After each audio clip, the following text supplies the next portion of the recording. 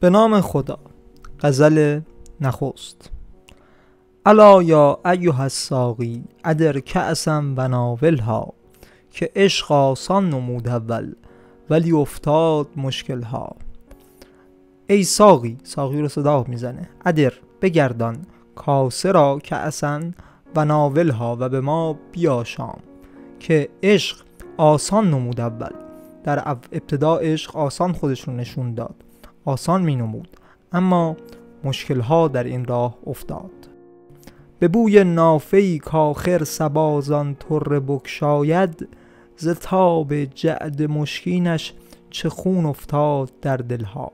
نافه اسم یک ماده خوشبوه، طره اسم مو در جلوی سر، سبا اسم یک باده، جعدم اسم موه و اشاره داره به حالت مجعد مو، مشکین یا مشکین اشاره داره به خوشبو بودن و در این حال سیاه بودن مو. در مجموع میگه که در اثر اینکه سبا بخواد یک گرهی از این مو باز بکنه، در اثر باز شدن این جعد بسیار زیبایش خون در دلهای ما افتاد. یعنی برای رسیدن به معشوق ما بسیار سختی میکشیم. مرا در منزل جانان چه امن عیش، چون هر دم جرس فریاد می‌دارد که بربندید محملها. جرس اسم زنگ کاروانه. میگه من در منزل جانان وقتی هستم امنیت ندارم، چرا که هر لحظه زنگ کاروان داره به هم میگه که محملها یعنی وسایل خودتون رو ببندید و قرار این کاروان به حرکت در بیاد. به می سجاده رنگین کن، گرت پیر مغان گوید، که سالک بیخبر نبود ز راه و رسم منزلها.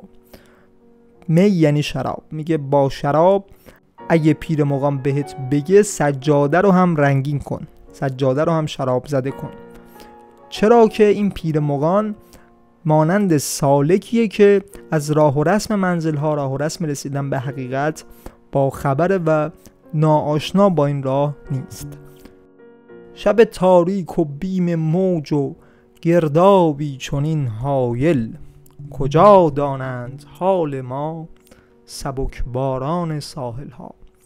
وضعیتی رو در مصرع اول توصیف میکنه که یه شب تاریکه و موجهای زیادی هستن و گرداب خیلی هایل یعنی هولانگیز و ترسناک شکل گرفته و ما در این وضعیت که هستیم، این سبک باران، کسایی که در ساحل ها هستن، چجوری میتونن درک کنن این حال رو؟ چجوری میشه براشون توصیف داد؟ داره میگه من این احوال رو دارم تجربه میکنم حالا تو عشق، و شما مخاطبان عزیز که سبک باران ساحل ها باشید احتمالاً نمیدونید کنه احوال من چیه.